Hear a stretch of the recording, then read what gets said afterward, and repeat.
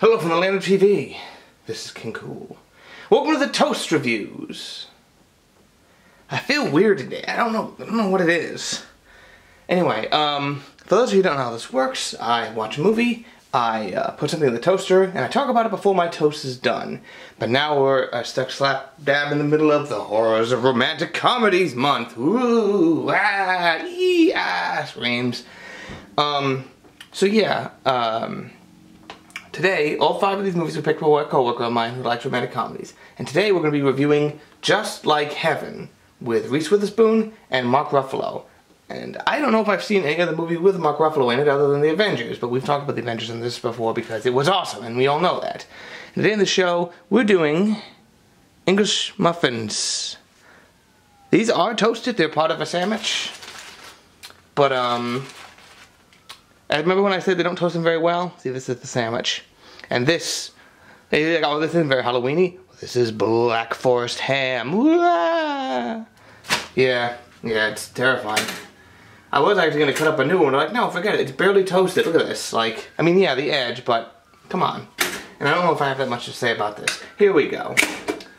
Remember last week when I was talking about a doctor and an architect finding love through supernatural means? Yeah, Reese Witherspoon's a doctor, and Mark Ruffalo is an architect. Though, at least in his movie, in The Lake House, we saw him doing some damn work. I don't know what happened. He can somehow be an architect. Well, I think he doesn't have his firm anymore, or whatever, so he's sort of living on food stamps. Like, I don't know what his deal is, but he clearly has the money while he's still mourning the loss of his wife, and didn't what's his name also lose one thing too? Anyway, they both are somehow living in the same space simultaneously, just like in the lake house. But okay, I liked it at first because Reese Witherspoon can exhibit this almost effortless confidence and competence as a doctor, so I believed her as that.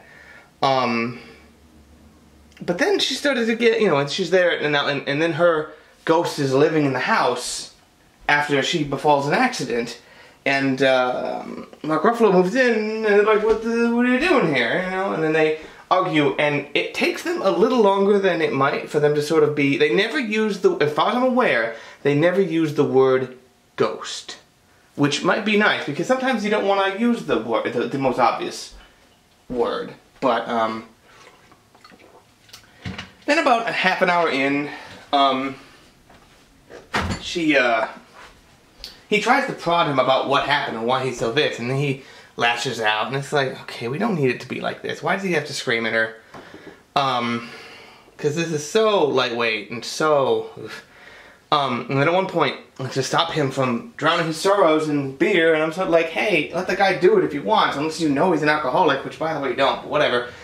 She jumps inside his body and stops him from doing it, and it's like, this would be nice if they ever did it again in this movie. That's only the only time they do it. With one minor exception, but I'm not going to get to that, because that's actually a spoiler. I'm not going to say some of the things that happen. Some of them you can probably guess. There's not really anything I can pull up the players for, because it's not so much a scene that you've seen a million times, but just sort of, something that you can probably make an educated guess at. I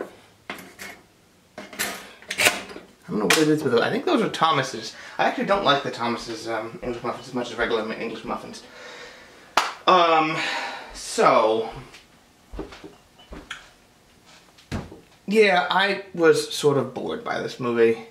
But the thing is, okay, she tries to pick up a phone once, and her hand passes right through it, like, whew, whew. So I'm like, okay, then how are you standing on the floor? How are you in the car when he's driving you around one place? How's your head sort of moving that pillow? I get it, okay, they're not going to superimpose on every single shot, but, like... okay, this is a play. In 2006, I did, the year after this came out, in fact, which is 2005, I assistant directed a play in school called, That's as far as I want to take that. Those are actually beautifully. Well, that one's less beautiful, but look at that. Can you believe it? Do some minor adjusting.